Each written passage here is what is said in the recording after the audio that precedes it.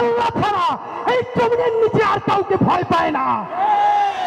অনেকেই আমাদেরকে বলে, ভাই নির্বাচনের পরে কেমনে থাকবেন?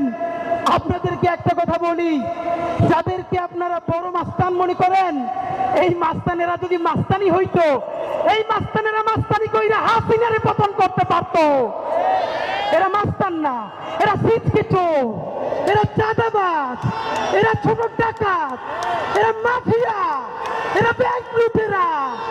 বড় অর্থে সার্বভৌমত্ব টিকিয়ে রাখার মাস্তানি করার কোনো সাহস এবং শক্তি তাদের নাই।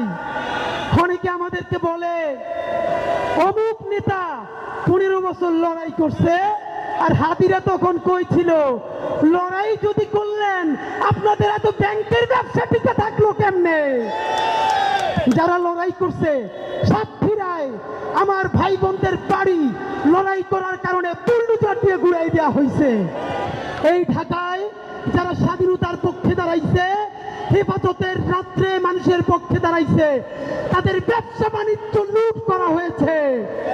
তাহলে এত বড় বিপ্লবী এখন হইলেন, এতগুলো ব্যাংক, এত বিমা, ঢাকায় এত হোটেল, এত ব্যবসা বাণিজ্য কেমনে চালাইলেন ভাইরা? এই সব কথা বলে আমাদের পিছনে লাগে লাভ নাই। নতুন আমাদের চরিত্র হননের জন্য টোকাই, ভালো কাপড় চুপড় পরলে চেহারা ভালো হইলেই এলিট হয়, পশ হয়, এই চিন্তা বহু আগের দিন গেছে।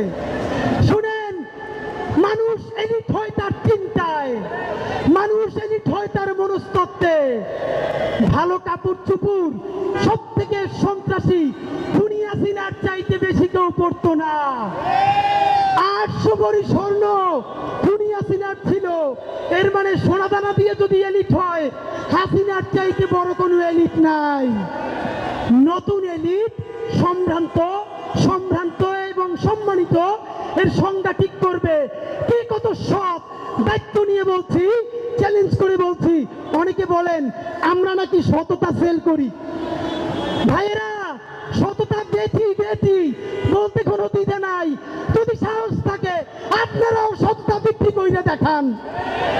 এনএসআই, ডিজিএফআই, ডিবি, এসপি থেকে শুরু কইরা এমন কোন এজেন্সি নাই যাদের কাছে ওসমান হাদি, জাবের, জুমা, শান্তাদের ব্যাংক অ্যাকাউন্ট, বিকাশ অ্যাকাউন্ট নাই, সব আছে। যদি পারেন 1 টাকার চাঁদাবাজি করাপশন প্রমাণ কইরা দেখান। বাংলাদেশে এখন পর্যন্ত কোন মাফিয়ার এত টাকা নাই যেই টাকা দিয়ে আমাদেরকে কিনা নিতে পারবে ইনশাআল্লাহ।